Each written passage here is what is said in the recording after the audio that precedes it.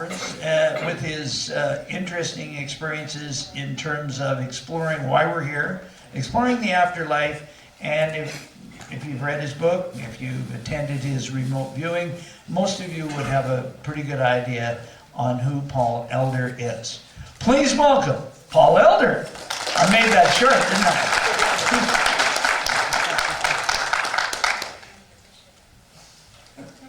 Take note, we're starting 20 minutes late.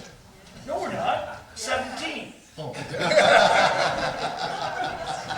We had fun though with tickets. Oh, good. Yeah, we're all feeling real good, so we're really enthused to listen to you. Well, I can announce a few more.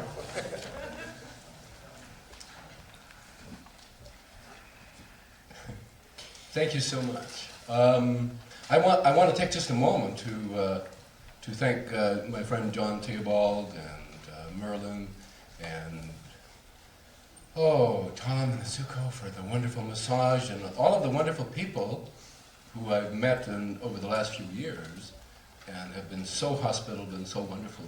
Thank you for your wonderful hospitality up here in 9 Mile. It's a hell of a drive from Port Alberni after you go through the ferry and stuff like that, in an 8-hour day getting here.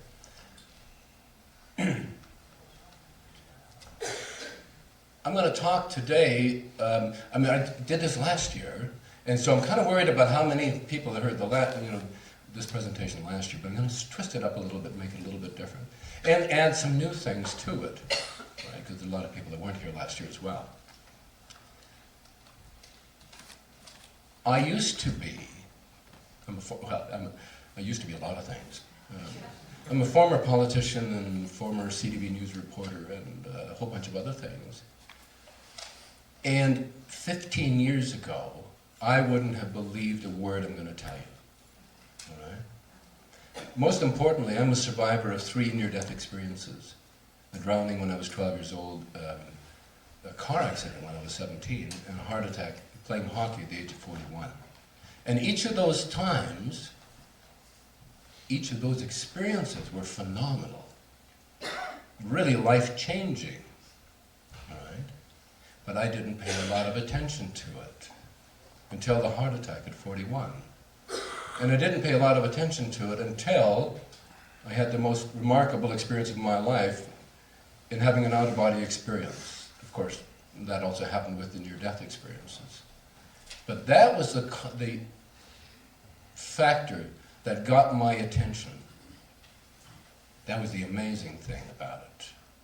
And so since those experiences, and I'll give you just quickly some statistics, all right? Most recent surveys, this is through IONS, the International Association for Near-Death Studies, indicate that there's more than 20 million people in North America alone who have had a near-death experience. Like huge, phenomenal numbers, right? And of course that's from science and medicine, being able to pull people back from the edge more and more all the time. And by and large, all of those people, all of these large case studies, talk about the very same thing, right? Now medical science and doctors in that profession as scientists and medicine makers, if you can't measure it, it doesn't exist, right? And we know that's a lot of bull. All of you who do the dowsing, you know that there is some source, that you are connected to everything in this universe, to all knowledge, that we are powerful, powerful beings. We just don't know it for the most part. So all of these people, so many of the people that had the near-death experiences, they describe the same things. They describe being out of their body, but seeing their own body perhaps, and floating through the tunnel and so on. The doctors will say, well, that's lack of oxygen to the brain. Wish fulfillment, because your body is in trauma, and so your brain invents scenarios for you. Well, if that's the case, then why would they all have the same story? And this is the same, whether it's a 3-year-old in California or an old lady in the Soviet Union, they talk about the same thing. Wouldn't everybody be different if the doctors were correct? It's an interesting thing. After I had this heart attack in the middle of a hockey game, been an athlete all my life, died on the ambulance, and they brought me back Damn.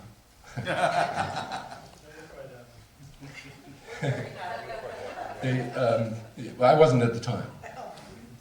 They brought me back in the hospital. And it's an interesting thing. Several days later, I was telling the nurse, I'm in the intensive care unit, and I was telling the nurse about this near-death experiences, about floating up to the ceiling of the ambulance and floating through it and going home and saying goodbye to my wife and kids before I went through the ceiling of the ambulance and headed off towards the light. And I was telling her about this experience, and the heart cardiac surgeon came through the room because they were doing some tests on me. And so she was kind of explaining this to him, right? And I'm laying in the bed hooked up to these machines. And he said, yeah, well, it's, lack of oxygen to the brain, that kind of stuff. It's pretty typical. And it was kind of like, give me a break. And this is, I swear to you, this happened. His beeper went off in his pocket, right? And he pulled it out, and he looked at it. And I just knew, because I knew the doctor, I knew his wife, and I knew their family. I was the mayor of this small city, about 18,000 in Saskatchewan, called Swift Current. Right? And had been there for a long time. And it just came into my mind. And I said, it's your wife. You need to go and pick up Jill at school because her car's in the garage. And he kind of went, what? And he walked out of the room. About 15 minutes later, he came back in, and he said, how could you possibly know that? I said, lack of oxygen to the brain. Serious.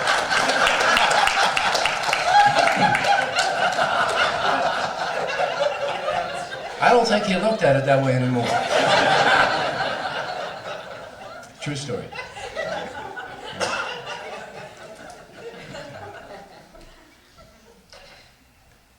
You can't have an experience. How many of you in here have had a near-death experience?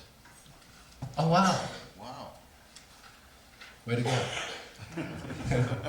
Well, then this is all old hat to you. You can't have an experience like that. You cannot be conscious and fully aware away from your body and your brain, the thing that you think you use for thinking, without having to re-examine who you are and your own consciousness. I'm going to tell you just quickly about, I had this remarkable experience when I was 12 years old of drowning, and I'll tell you quickly about that, because it's kind of neat, and you may have heard this before, all right? Way out in the prairies, fell in this dugout, couldn't swim, in this pond, right, 15, 20 feet deep, and didn't have a clue about swimming. And our parents had always warned us to stay away from these ponds because we couldn't swim. So our cousins and my little brother and I were on this raft in the middle of a dugout. And the older cousin decided that it would be really fun to shake this raft because my little brother and I were scared. We couldn't swim. I fell in the water because Murphy lives with me. And yeah, you guys know him?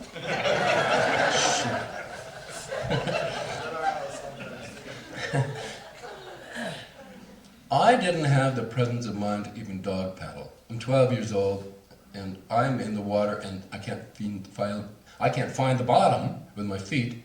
I just sank like a rock. And it was an amazing thing. I didn't get to the bottom, and the air went out, and the water came in. And it was amazing. I always thought that drowning would be just an awful, awful way to die. And we've all done that in swimming pools and the lake or whatever. Sucked in a whole big breath of air, and it's just awful. Trying to get your breath, trying to catch it, just incredibly awful. I thought that would be a terrible, terrible way to die. Guess what? It's really neat. I agree with you. Yes. I had the same thing. Absolutely. When the air goes out and water comes in and replaces it, your lungs don't struggle. They don't. And an absolute peace and calm comes over you. Of course, eventually you're going to run out of oxygen, right? But there is such a wonderful peacefulness in that. There is no struggle. You don't need to breathe. And it makes sense because that's how we came into this world. We spent the first 9 months in a liquid environment, right? And this remarkable condition that set into me. And I floated up again I may have kicked or something, floated up to the top and then floated back down. My lungs completely full of water, or it seemed that way. And I got to the bottom and I began to sink into the mud. And I sank down to my knees in the mud. And I just wanted to go to sleep. Lack of oxygen to the brain.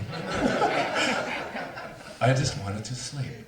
And so eventually, I just faded and drifted into a sleep, unconscious. And I don't know how long it was. They tell me I was in the water for about 6 or 7 minutes. And I woke up.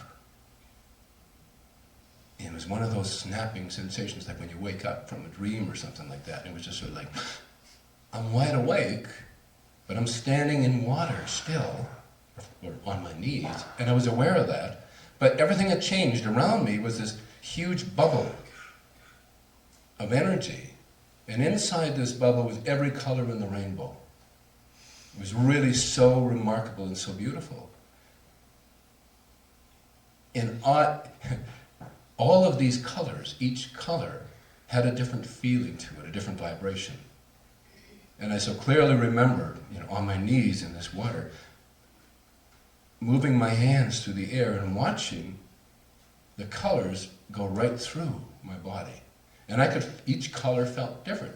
Blue felt different than orange, and orange felt different than red and violet. And all of these wonderful, incredible vibrations were going through me, and I'm just absolutely amazed by this. And I began to think that this is pretty significant.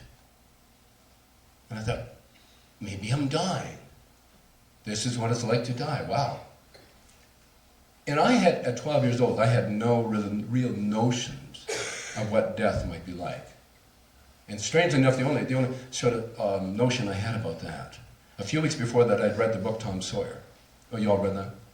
And remember in the book when Tom Sawyer is believed to have drowned in the Mississippi somewhere. And he arrives home at the back of the church in time for his own memorial service. Right? And so I thought about that. And the next thing I know, I swear, instantly, I went shooting out of the water. And an instant later, I'm floating above the choir loft, above the pews, in the back of our Catholic church way out in the prairies. And boy, was I amazed. I was floating about 3 or 4 feet above these pews, flying. And I thought, Tom Sawyer didn't fly. It was so amazing. And I looked down in the church, and there's nobody there. And I thought, well, this is my funeral. My mom and dad will probably be here, my brothers and sisters. This remarkable freedom, unbelievable clarity was so amazing. And I found that I could, just with thought, I could move myself. And a couple of times I floated right over the edge, looking down 16 feet. And that was kind of scary. And so I'm floating there, mesmerized. And suddenly I feel this spasm in the center of my stomach. And just a real powerful, like somebody kicked me. And in a second, I'm back on the shore of this pond. My cousin has me around the waist. My face is bouncing in the mud and the water's coming out of me. And I'm back. And so, I got rid of all of the water and vomited for a moment or two. And although my lungs burned a little bit, it was an amazing thing.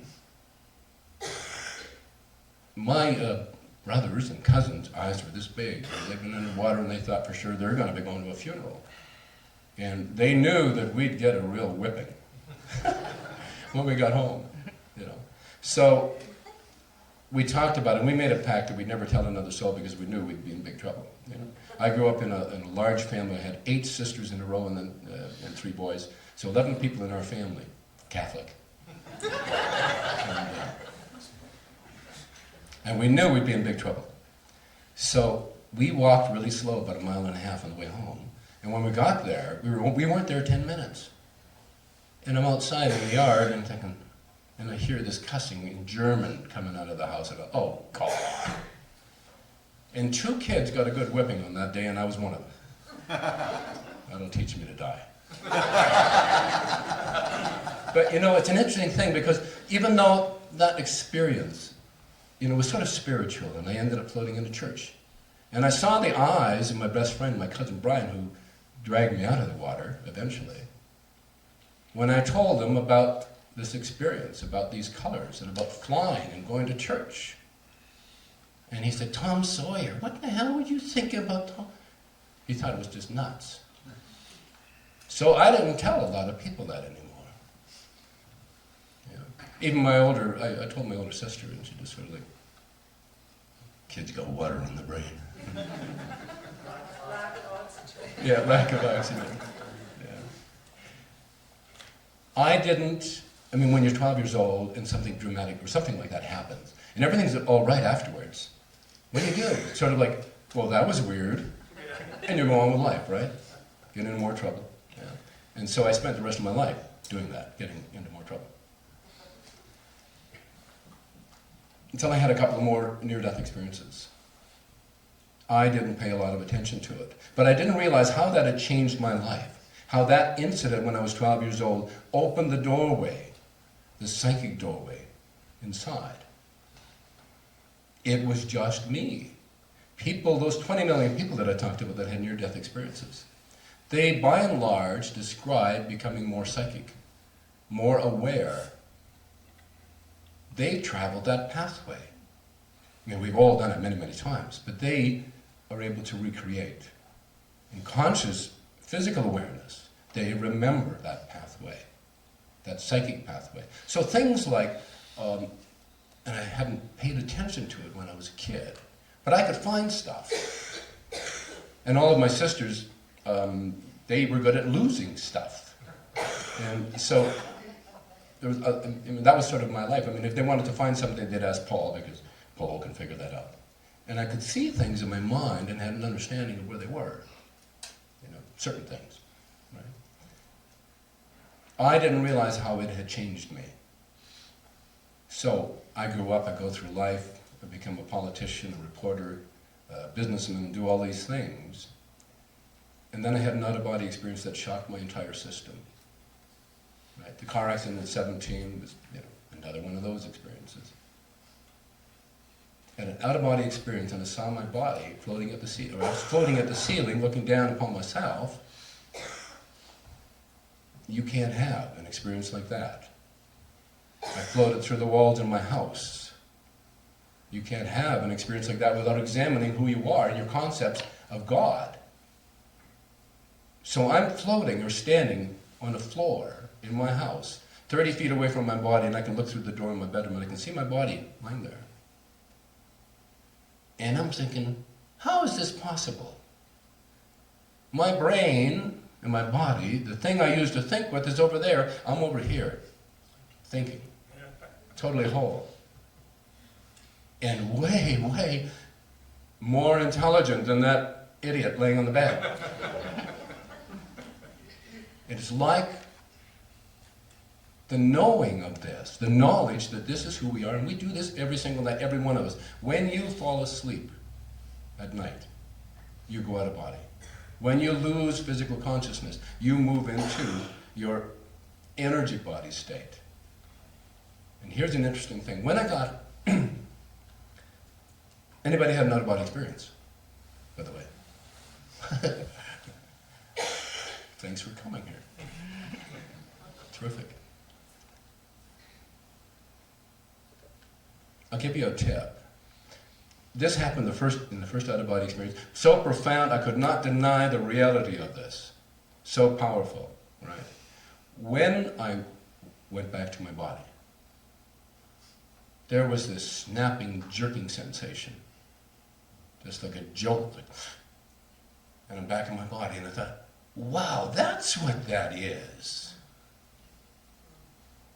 Every night when you go to sleep, or lots of times, watch your kids, watch your husband or your wife dozing off, and as you get into that hypnagogic state and you start to drift into the dream world, you get these little snapping, jolting sensations in your body, right? That's your energy body coming back into your physical body. That's what that is. Those little jolts, and you can watch your kids doing that. All right? You start to drift away from your body and your energy body, but you're not quite asleep yet. And something startles you and you go, back in, right? That little jerking sensation. So pay attention to that. The next time you wake up in bed with a jerk. All right, I know that's an old one. That'll never happen, right? When that happens, realize that that was you coming back into your body. Every night we do that. Every night we drift off. Right? And I'm going to talk about a couple of things here, because time is going to go really quickly. You can't have these experiences without re-examining your consciousness, without re-examining who you are and your notions of God. Right? So, I went from this to hundreds of out-of-body experiences, to meeting my spirit guides, to being able to travel into other worlds, other dimensions of reality. And you have to change your notions. I knew in my life, I was raised as a Catholic, I knew who Jesus Christ was. It was kind of like the guy, he looked kind of like the picture that my mom had on the kitchen wall. And I knew who God was. That was the guy in the Bible with the stern old guy with a big gray beard and a stern face, and he was going to fry my butt. And I knew that for sure. Because when you're Catholic, they tell you you don't even have to just do stuff, you've got to just think about it. And unless you go to confession, you're, you know. And I found out that's not true. That's not what God is. You cannot have those experiences without re-examining what God means to you. And the reality from hundreds of out-of-body experiences and remote viewing and all of these things that I get involved in, we are individual, how do I say this? We are individuated aspects of God. We are God, collectively. And if you were to take a look at it, and so I'm trying to arrive at a simile for this, if all of consciousness were the oceans of the world, right?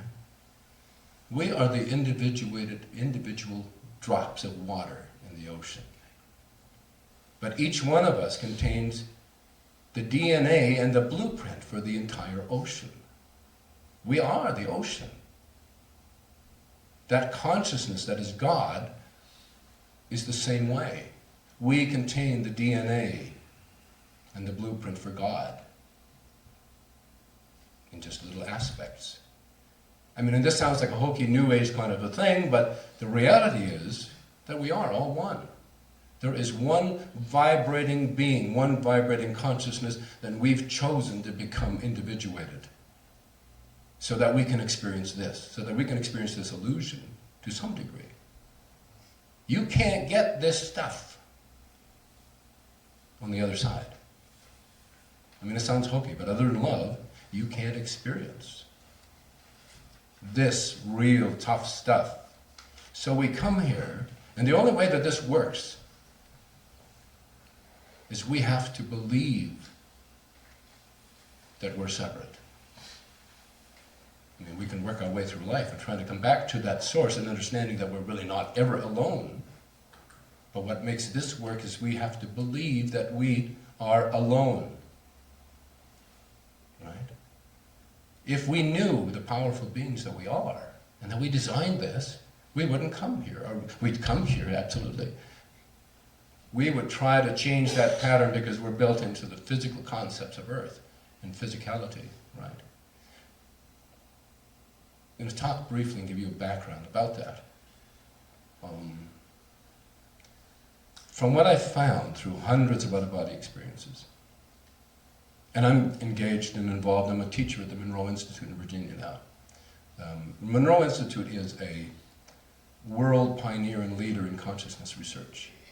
And they actually have programs. You can go there for a week at a time and learn about things like out-of-body experiences, and they have this neat technology called hemisync, which can help take you to that place between awake and asleep where you can experience that. Those moments, the best I can describe it, those moments at night when you go to sleep, as you're drifting off into sleep, and the little hypnagogic images start to float through your mind, in that place, that balance between awake and asleep, the Monroe Institute developed this technology of sound waves, listening to stereo headphones, that can hold you in that space for indeterminate periods of time, floating between awake and asleep in that very, very delicate balance between awake and asleep. But in that place are hundreds of levels of consciousness that you can explore. We just don't ever think to do it. We have dream worlds, we have all of these worlds. Right? We come here purposely. We travel in groups of souls, perhaps your family or your friends. And so in this lifetime, you might be the mother. Last one, you might have been the son or the daughter. And the next one, you might be someone else in this relationship that you travel through. And we do this solely out of love because we plan it out. And we plan it out not alone. We plan it out with spirit guides, or guardian angels, if you will. We design the kind of life we're going to have, the kind of life experience that we're going to have. Not the day-to-day things, but the general experience. All right? Before we come here, we decide, or give ourselves the options of how we're going to leave. And our spirit guides are along with us to help make sure that that happens. Right? We have this notion, as Christians or whatever, we have this notion that we all have guardian angels, right? And they're there to keep us from getting our butts into trouble. Well, that's a sorry lot of angels we got, isn't it? Every one of us, Well, the reality is that your guides, your angels, are there to make sure that you experience the stuff you wanted to experience. And kind of to exemplify this, my mother, I will just tell you about this. My mother died on her 81st birthday. She had an awful life. Right? She was married to my father, which was a challenge enough. She raised 11 kids. 8 girls in a row and then 3 boys. She figured out what she was doing, I guess. It's a funny thing because people ask, even back in the 50s when I was born, we had pretty common for large families, right? Especially for Catholics. And people would actually ask this question, my brother and I, they'd say, like, how come so many kids, 11 kids? And we'd just string them along and say, well, our mom was deaf. What? Yeah, every night when they went to bed, my dad would say, well, Mom, you want to go to sleep or what? And she said, what? That's adorable.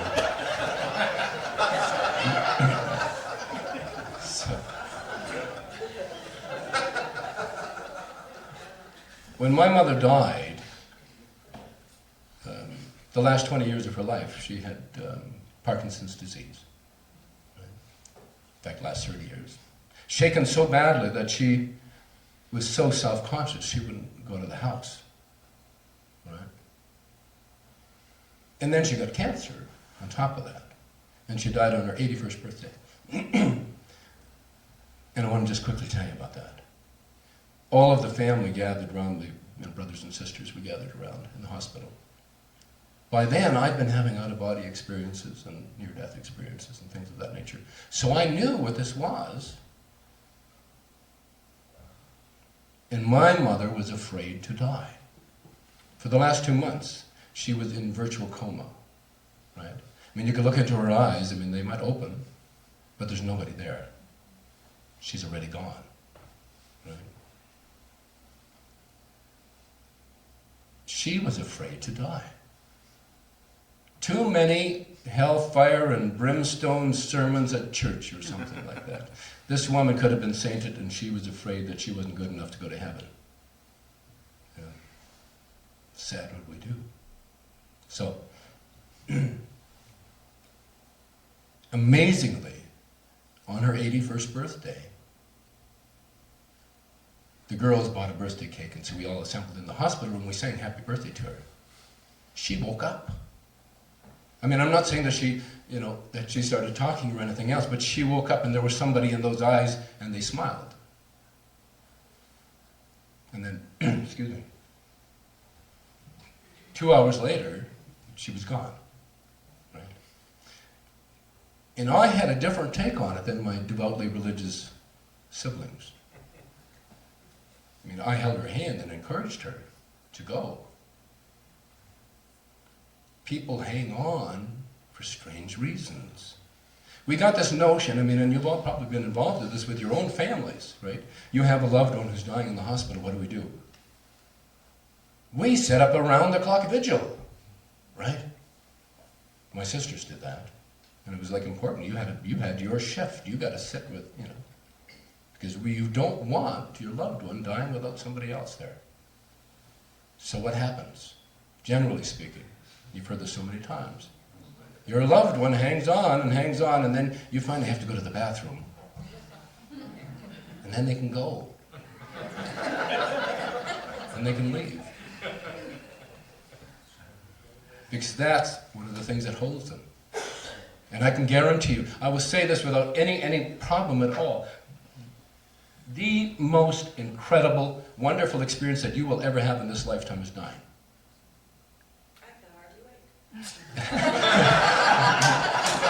Here now, I'm not going to be responsible for this, guys. Get the Kool-Aid.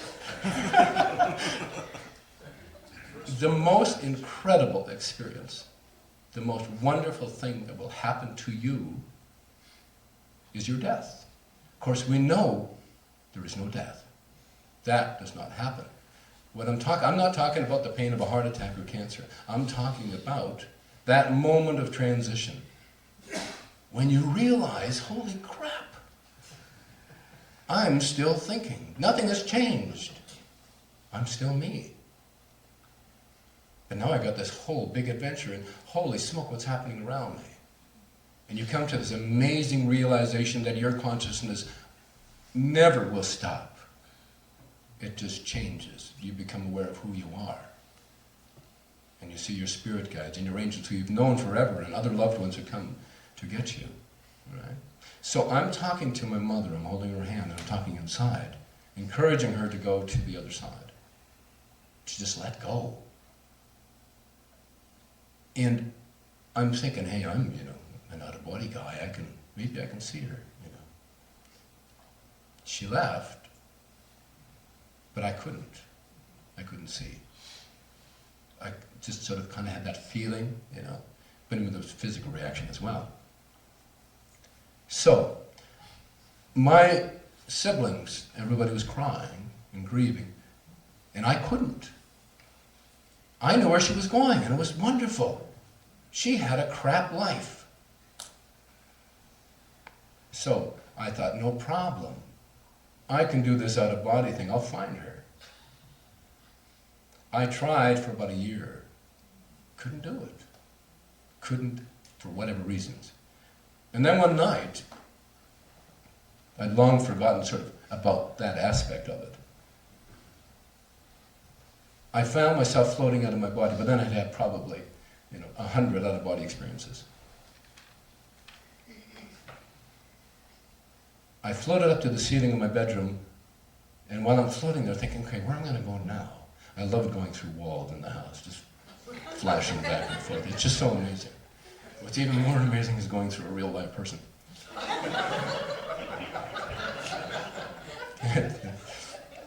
Hey, you ever get that? You're sitting there sometime and all of a sudden you go, ooh. That wasn't me. But it might have been somebody else you know. All right? So I'm floating there at the ceiling, wondering where, and I hear someone call my name. And I kind of looked in that direction. And I'm floating in my bedroom. And I swear by all that's holy, this is true. Where I heard the voice come from, the wall in my bedroom started to swirl, like a big, say, 6-foot kind of a vortex, including the dresser that was sitting in front of the wall. Just started to swirl and became sort of translucent.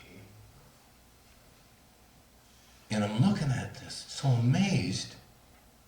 Never saw this before. And I hear somebody call my voice again, and I know in an instant it's my mother.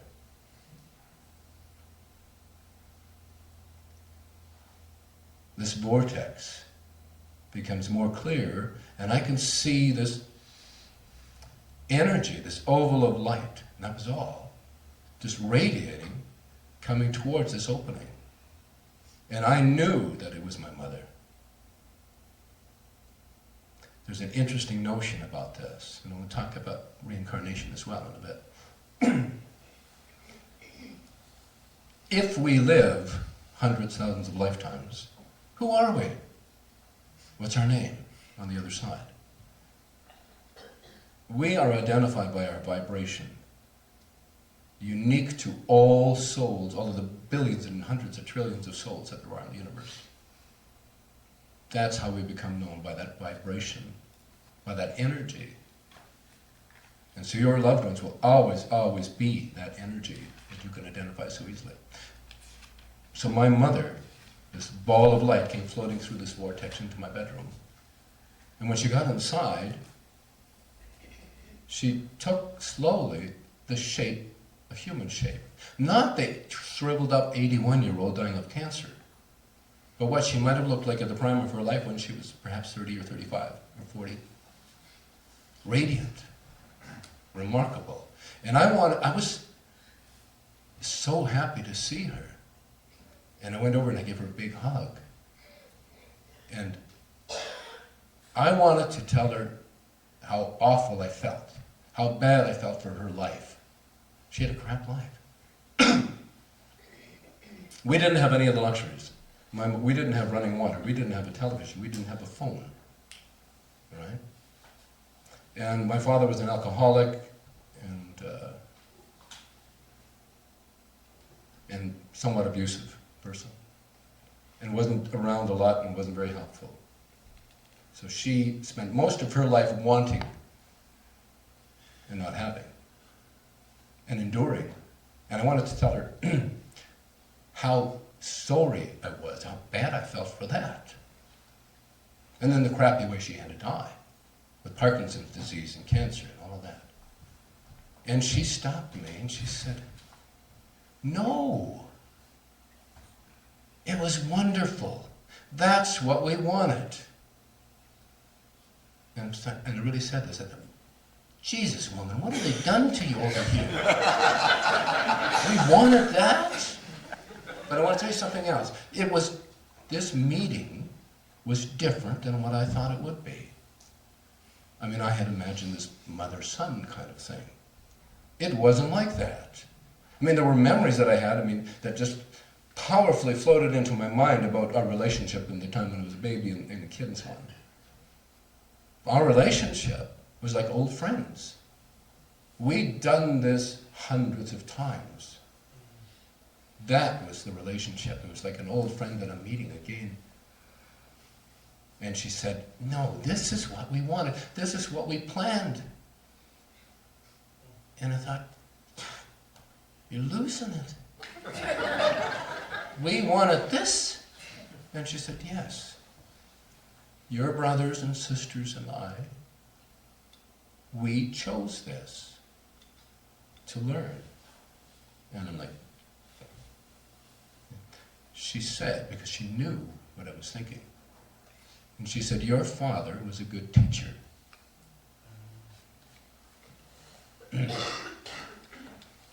as much as I had huge issues with my father, I had to agree. He was. He taught me how or what I should not ever do as a father. Right? A lot of those things, and that was important. And now here she's telling me that we made agreements, we decided this beforehand. And I had real, like, holy smoke, this is crazy.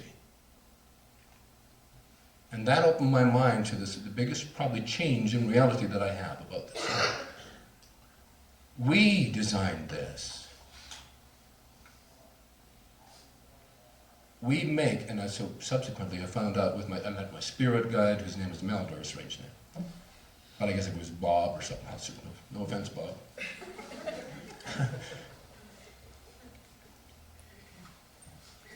And my spirit guide was very instrumental, took me through many, many, many experiences, hundreds perhaps, of re-educating me and teaching me what the world was like, what our reality is like, why we come here, the reasons we do it, all of those things, how we're affected by it, and what guidance is all about.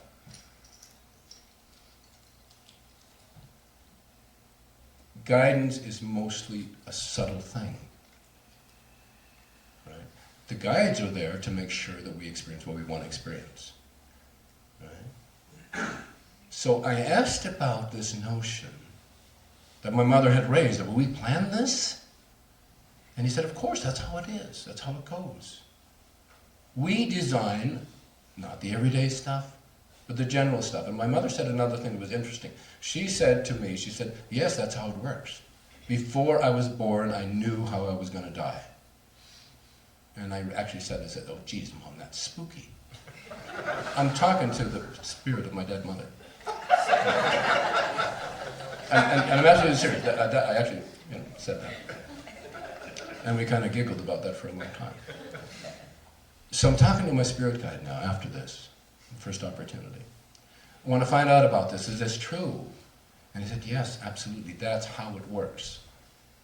That's what we put in place. We designed this reality. And he told me about that, the fact that we come here, and the fact that we come here with other groups of souls. And we interplay this stuff in our lifetimes. And we make agreements with spirit guides who are going to make sure that we actually experience what we wanted to experience, and with the other loved ones that are going to be in our life. But, perhaps even more significantly, we make agreements with our button pushers. The people who are really going to piss us off. And perhaps they're the most important ones in our development. The ones that are just kind of cause us no end of grief. And perhaps that's the biggest thing, right? So,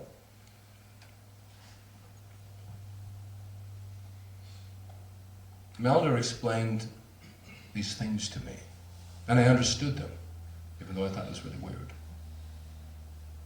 And he said an interesting thing. He said that there is a virtual lineup of people on the other side, or souls, I mean, waiting to incarnate into the bodies of handicapped babies, or people who will become handicapped at some point in life through accident or disease.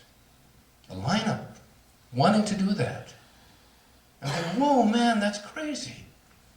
Who would want to do that? And why? And he said, well, consider the opportunity for growth and for understanding.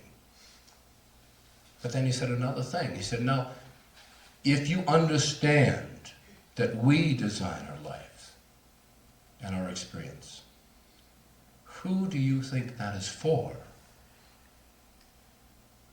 That somebody will want to be handicapped.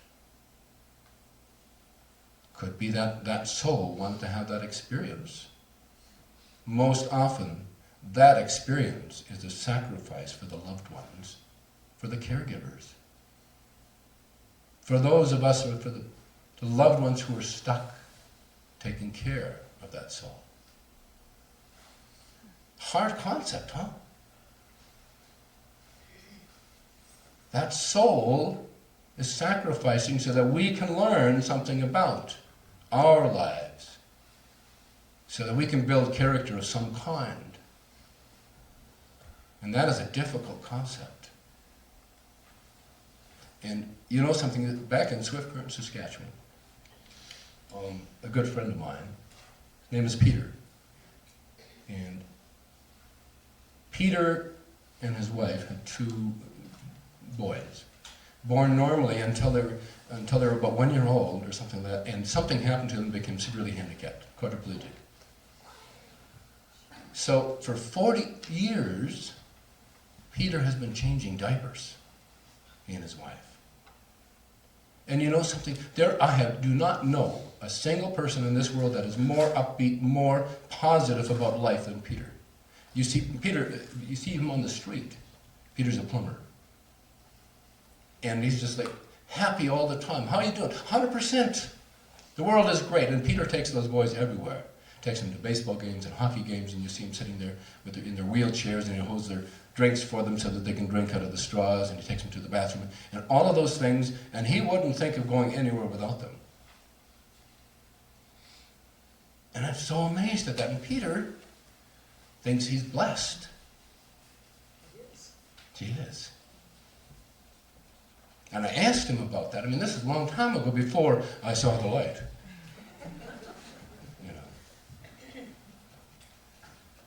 And he said, how could you can't experience that kind of excuse me, that kind of love, that kind of intimate relationship with another soul, totally dependent on you. Peter's only or his saddest moments are when he considers that he's now 72, and what's going to happen to the boys when he can't look after them anymore. That's the only time. Other than that, Peter is the most positive person I know. So it causes us to reflect on this, right? And to consider the kind of angels we've got among us. Excuse me. They're to teach us some things about ourselves.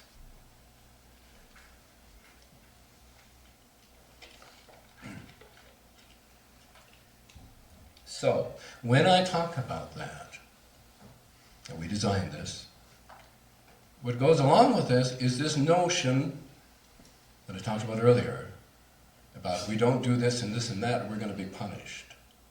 Right? God will throw us into hell, will punish us. These are some really weird notions, and I don't want to trot on anybody's feet. If you believe this is fine. It's not my belief. And if I offend you, I apologize. Just another belief. I was an altar boy until I was 14 or 15. I was forced to be an altar boy.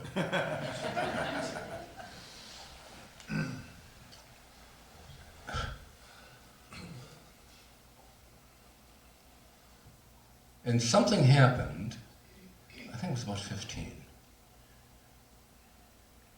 in this small village that we lived in. It was a fairly big family. I think they had 6 or 7 kids. Small by our standards. And their oldest son was about 20 or 21, and he was a little bit slow.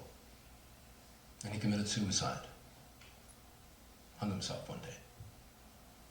It was like Friday or something. I'm an altar boy, and on Sunday, we're in church.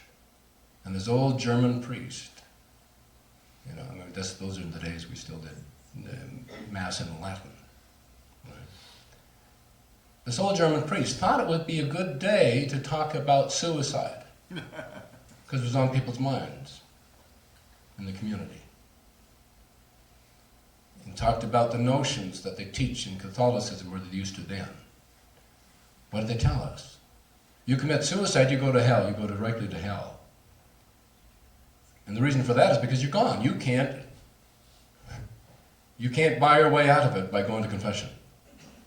Right? And a lot of people are affected in this world by suicide. And this priest, with the family in church, Their lives have been devastated. The unthinkable has happened. Their own child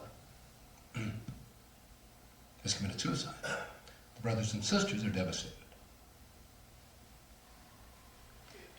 This guy decides to reinforce this kind of thing that if you do that, you go to hell. And guess what they do in those days?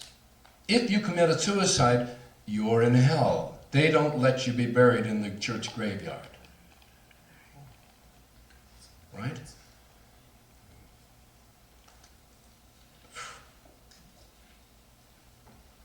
I could not believe this was happening.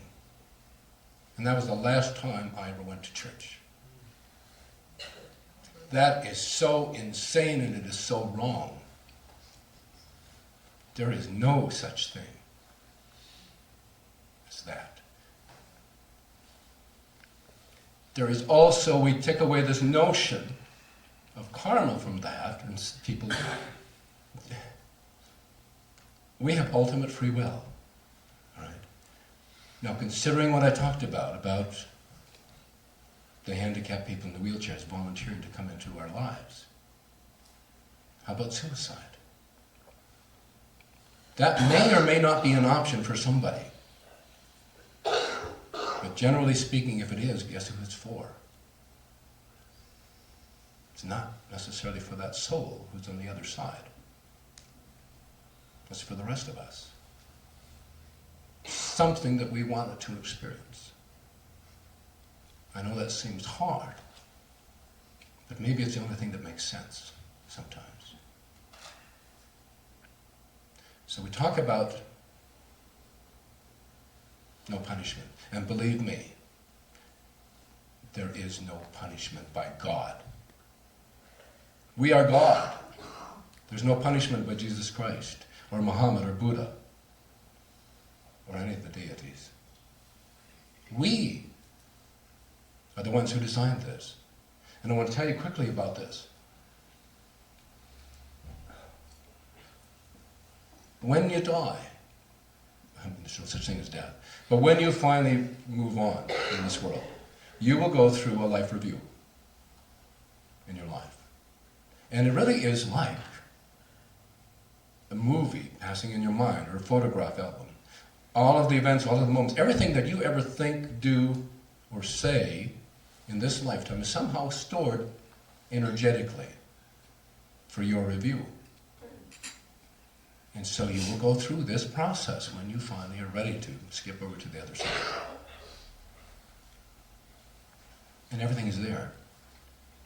And you can watch this unfolding in your mind, and at any time you can stop it.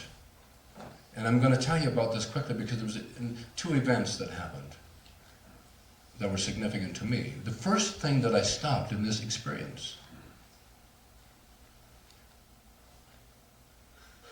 was in a schoolyard when I was perhaps 11 or 12 years old, and during recess time or whatever. And there was this other kid in the schoolyard, and he was an annoying little sucker. Right? Always in people's face, of course, just probably huge insecurities. All right, wanted to be funny and always getting in people's faces. So I'm standing against the schoolroom or the schoolhouse outside. This kid's about 3 feet away and he's got a basketball and he goes, "Here, catch." And it hits me right in the nose. Well, I just had it with this guy, So now I got tears in my eyes. I'm 12 years old, and you're littler than me. I knocked him down. I'd had enough. And I jumped on him and I was going to wail on him. And I couldn't. So now I'm experiencing this, every moment of this, all of the emotions, everything about it. I can feel my nose hurting and the tears in my eyes, and somebody's going to pay. And I felt all of those emotions, and then something happened. And suddenly I experienced this kid. All of his feelings. I became this kid. And I felt his humiliation, and he had a bloody nose now because I really whacked him. His humiliation, his going, "Oh crap, why did I do that?" I experienced everything that he experienced. And it hit me, and I thought, I don't need Jesus Christ to judge me, or God to judge me. This kid is judging me. I'm judging me. And every single one of us, when we do this, we'll go through this process. And if, depending on your faith or your belief, if you want Jesus Christ to be with you, the Christ consciousness will be. Or Muhammad or Buddha or whoever you want. But it's still you. You are connected to all things. You are the only judge. And I don't want you to be, concerned about this, waiting for this to happen, because it will, and we all done some stuff in our lifetimes, right? But it's not like that. We all have interplayed with each other. We have been there for a reason in each other's lives, right? So we experience this, but from a spiritual point of view, when I'm experiencing this life review, it's like from a spiritual point of view, I'm looking at it like, ooh, darn, I didn't know that.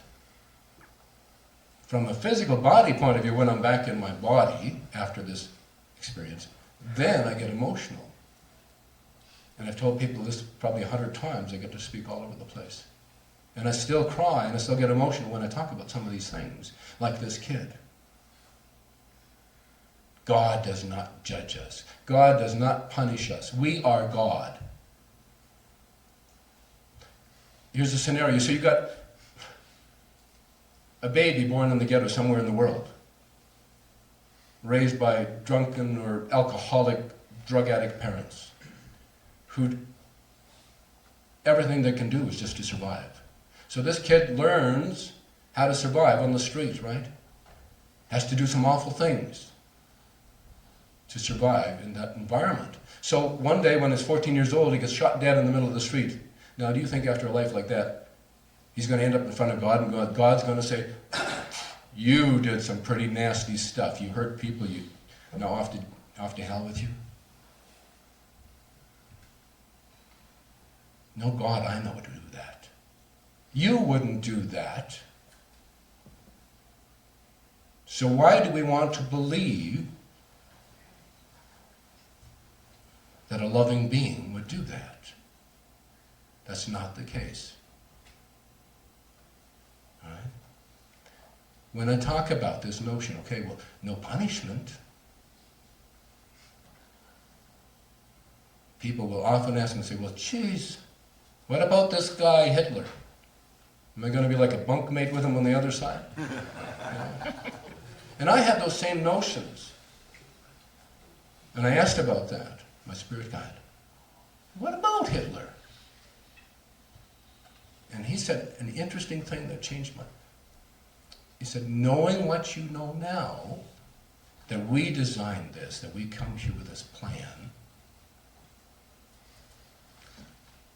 knowing that you have to go through, or you will go through a life review and experience all of this stuff. He said, what kind of a soul do you think it would take to make that kind of sacrifice for the experience of others? And I thought, oh God, don't tell me that. I want this guy to be punished. We're all the same. Hitler is a part of us.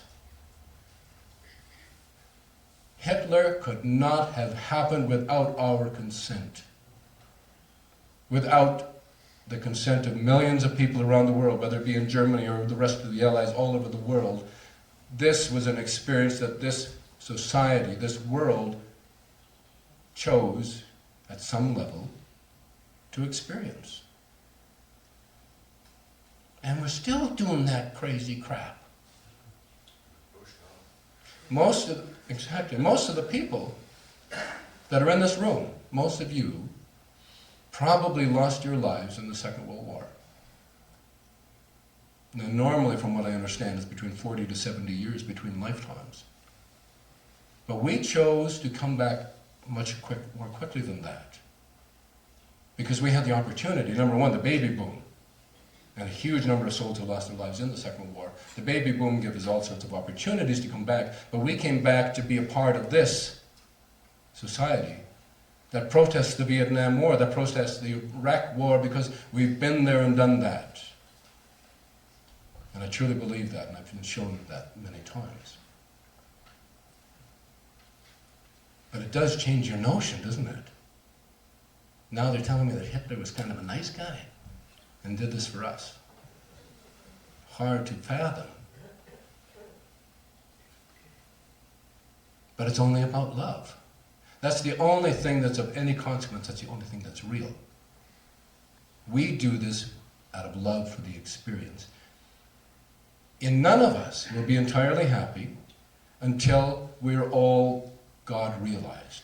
There is no hierarchy of systems. There is nobody going to punish you. You are God, or part of God, living this experience. We all travel with groups of souls, soul groups, all right? Not necessarily the family members that are in your family. These are groups of souls that are so like us in harmony and in vibration that we could literally wake up in their bodies and wouldn't know the difference. And the groups of souls vary between a few to thousands. The neat thing about it, in my particular, my particular case, my soul group is apparently fairly small. There's 14 of us. There are 4 of us incarnated at this time on Earth. The other 10 remain on the other side. Right? When we go to sleep at night, we can spend our time floating near our body, rejuvenating. Mostly, we travel to the other side and reconnect with our soul groups. We go to classes, we learn stuff.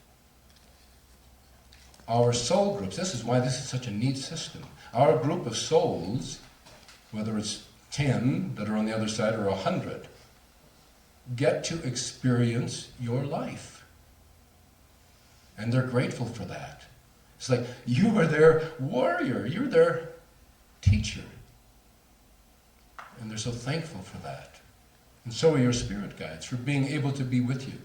So, you've all heard the notion, some people say, well, there's no past, present, or future. We live all of these lifetimes at the same time, simultaneously. You all heard that? Yeah. I don't buy that. I don't either. All right? We evolve, we go through this process, and I think where this notion comes from, that we do this, or that this is all happening at once, is because of this fact that we can experience, and our soul groups experience our lives at the same time. So in addition to my life that I'm experiencing, that my soul group members experience, I also experience the lives of the other 3 people that are incarnated right now.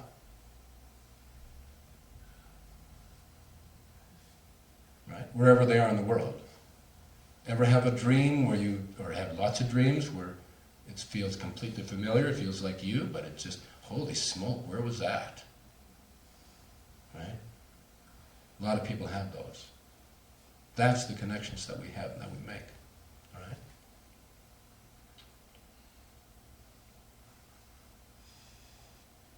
Now I got a time notice there. Hey, I got cheated out of 17 minutes. That's okay. That's okay. It's cheating in both ways. Oh, yeah, okay. Imagine that you reached on time. All right. How about lunchtime?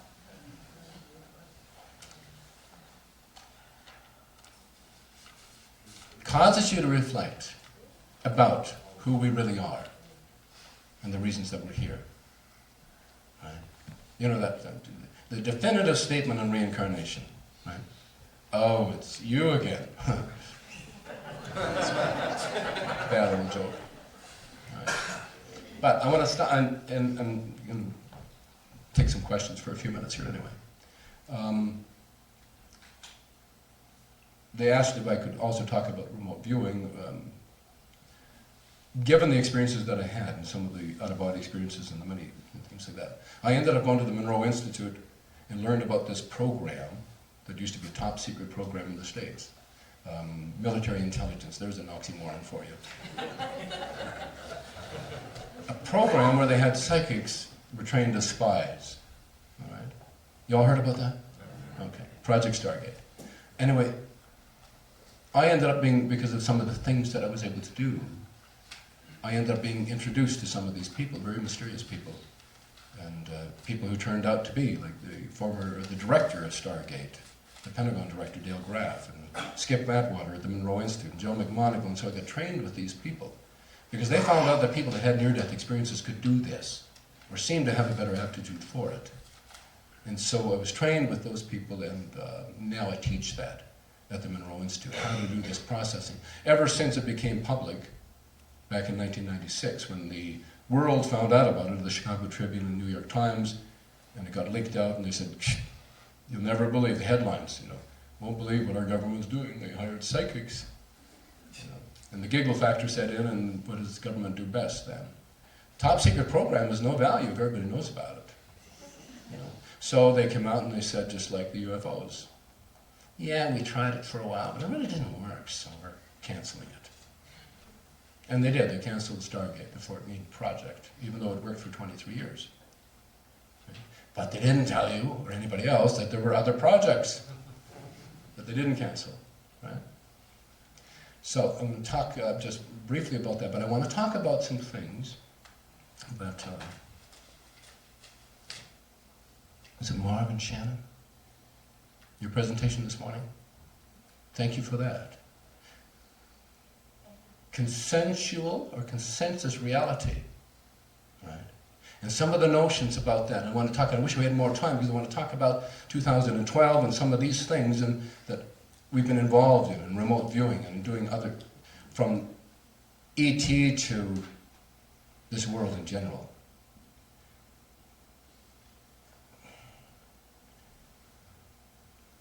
Consensual reality. Why we believe what we believe. And who controls that? The media.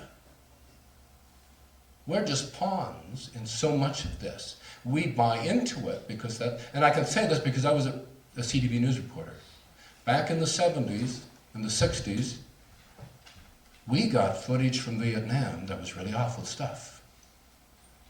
We didn't show anybody that.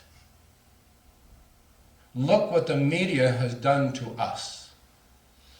Look what U.S. policy has done to us.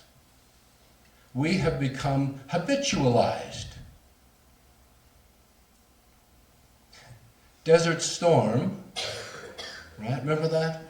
It was like a big video arcade game. Yeah, it was. I mean, every night we'd go home and watch TV, and Schwarzkopf would say, look at this pretty flash, look at this beautiful explosion, and we watch all of this stuff. The shock and awe, and all of these explosions, and like fireworks in the sky, and isn't that amazing? We become desensitized to the fact that inside every one of those damn explosions, bodies are flying apart. Women, kids, men, spraying their organs all over the walls. But we don't see that. That's damned upsetting. We are becoming habitualized. It's like gas prices. Give them $1.52 and pretty soon they think $1.30 is cheap. This is the kind of consensus reality that we're moving into. I mean, some of the other notions. Who are the other people? It comes from the media. Always be suspect. Balance it in your mind. Which commercials do we see more of than anyone else's? Alcohol. Well, alcohol, perhaps. Pharmaceutical, right? That's alcohol. Yeah. I mean, we're told, and we've been habitualized to believe, now, I mean, the sun is bad for us. You've got to put our 14 special chemicals on your body to keep that cancer shit out of here, right? From the sun, pardon my language. I get upset and excited when I talk about this.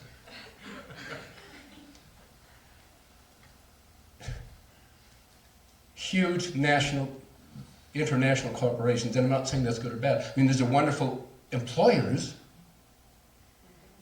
but when the entire purpose of the pharmaceutical company is to sell drugs, do you think they ever want you to be cured? Of anything? Do you think that they ever want you to stop using their drugs? No. They want to keep you sick. That's the whole nature of it.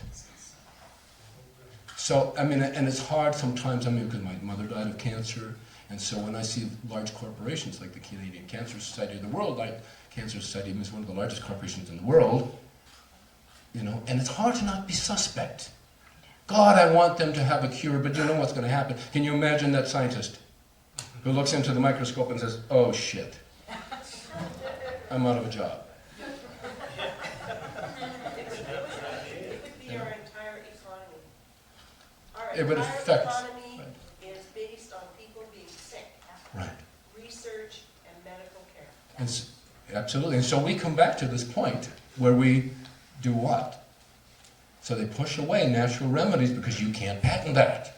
You can't make any money on it, so you get the FDA and the Canadian Food and Drug Agencies or whatever to say that, no, you can't say that, you know, anything natural is going to cure anything or help you with anything, because somebody can't patent it and make money on it. So then after we put on all of these chemicals on our body to prevent the sun from giving us cancer, then we come back and we say, we got not enough vitamin D. But lucky for you folks, we've got some chemical vitamin D that you should take to make up for that. You know, it's natural reality. I want to talk just briefly here. Actually, I promised to do a question period. Let me do that just quickly. Way to go, you're good to do it. Yes, John. Why wait? For? Well, I tell you, the biggest thing that happened to me was actually doing a life review while I was still alive. Yes. And you know, it took me 2 nights, but I just said, I want to do that. I want to do my life review. And they brought me incidents up. I said, what the hell are you showing me that for? I know I was right. And I thought, well, hang on. Why did it go right from the other person's point of view? And then I could see where I had screwed up. Well, And that wasn't just once, actually. It was more than once. Well, I want to, and that's a good point, John. And I want to just point out here, and we have this notion, I mean, and we've all done tough stuff, you know. Don't be afraid. It is the most wonderful experience, and I want to explain this to you as well. All right. The other incident that I'm going to tell you about in this life review of mine was so innocuous, I had forgotten all about it. We had this guy in our community, and it's not his real name, we'll call him Mr. Dirksen, right? Who was rumored to be, I mean, he's an alcoholic, and rumored to be a wife abuser, and he beat his wife up lots, and people would see her with, you know, wearing sunglasses with shiners and stuff. And just a nasty kind of guy. And one morning, I come out of City Hall and ran right into him, you know, so I just chatted him up, you know. I did not remember this, but I was experiencing it in this life review. It was so innocuous to me, it was just sort of like, you know, and I sort of, oh, yeah, I guess I remember that kind of. And I chatted him up. I was like, Mr. Dirksen, how are you doing? How's the wife? How are the kids? And we chatted for like a minute or two, and I had no idea of the effect that had. And it was kind of like this. So maybe on this day, Mr. Dirksen felt better about himself. So when he went home, he didn't beat up his wife. And maybe on this day, Mrs. Dirksen felt better about herself, so she didn't take it out on the kids.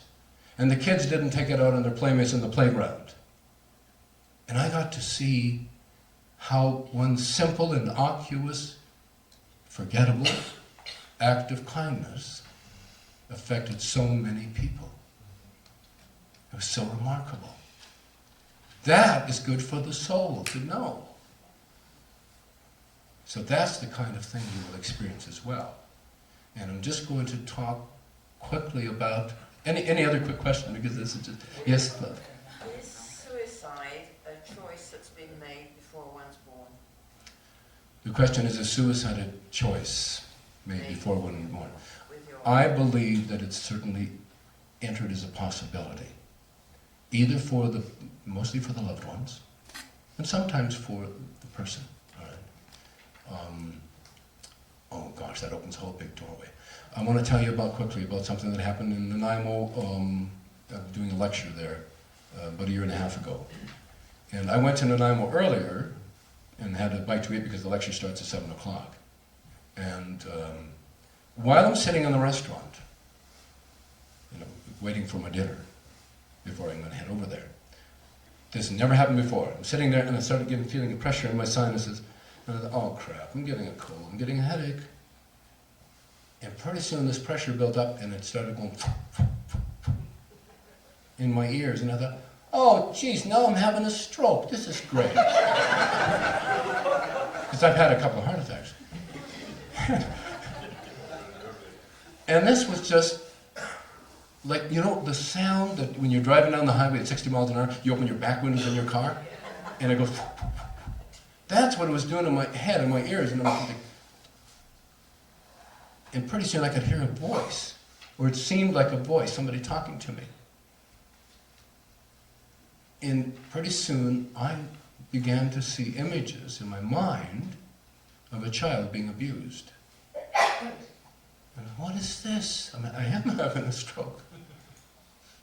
And this voice trying to say something to me, and then I see images of suicide. And I thought, what the hell is this? And I couldn't figure this out until this voice, finally, this guy's yelling, guy's voice, and he said, you've got to talk about the suicide. I'm thinking, what? What? And then it dawned on me, oh, somebody's going to be there tonight at this talk that he wants to get a hold of. And I said, I'm not John Edwards, get out of my head. I did. Because I don't know that I trust that. Or James Van Prague, or those people who do that. And so, the meal came and I went on and my headache subsided and I did this chat much like this. And it was the most confusing thing that I've done. Because about every 10 minutes or so, this guy would be talking in my head. And I'd be talking and sort of, where was I? I'd be losing this thing, right? So during the question period, finally, somebody stood up and they said, do you see ghosts? And right then, this guy said, he just yelled, he said, no! And I'm just like, oh, Jesus. I said, no, I don't normally see them, unless I'm in an altered state. But I sure just hear them. And I explained what happened at dinner. And I said, so he wants, this is for somebody here to hear this. He wants me to talk about this. And in my mind, I couldn't decide, now did this guy, was he abused as a child and then committed suicide? Or did he abuse somebody and commit suicide? And so I started talking about suicide. And I told him about the priest and the notions that we get punished for it and it's all not true. And there was a number of people crying in the audience. And this guy was explaining to me about that he needed me to explain that this is about part of the way this was supposed to evolve and that this person, whoever it was, needs to get her life back in order. And I didn't know who it was, but afterwards a woman came up to me in tears and she says, that was for me. And that was her boyfriend, or her common law. And she found out that he had abused her daughter. But it weighed heavily on him, the whole thing. And she walked in the room just to see shot his brains out. So for 3 years, excuse me. For 3 years, her life stood still. She couldn't function. She couldn't work. She was on welfare. Her relationship with her daughter had gone to hell. And he's saying, I'm sorry. But you got to understand this was part of our agreement. And you need to put your life back together.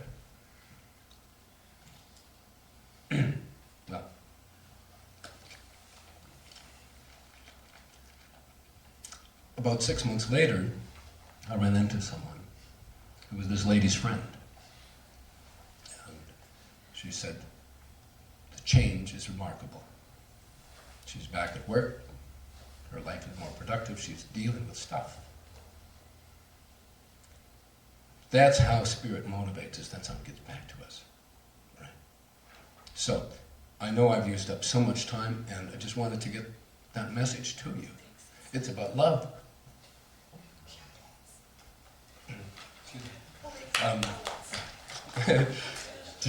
Just hang on a sec, Vic. All right.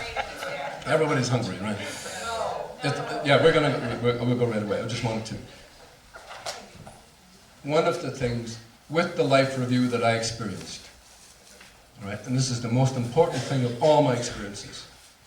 When we die, when we're dead and buried, and our bodies are in the ground because we'll never be in the ground, we exist always. It won't matter one little bit who won or who lost, or how successful or how famous or how rich we became. Excuse me. The only thing that will ever matter to you of importance is how we treated other people along the way. So love each other. Okay, thank you.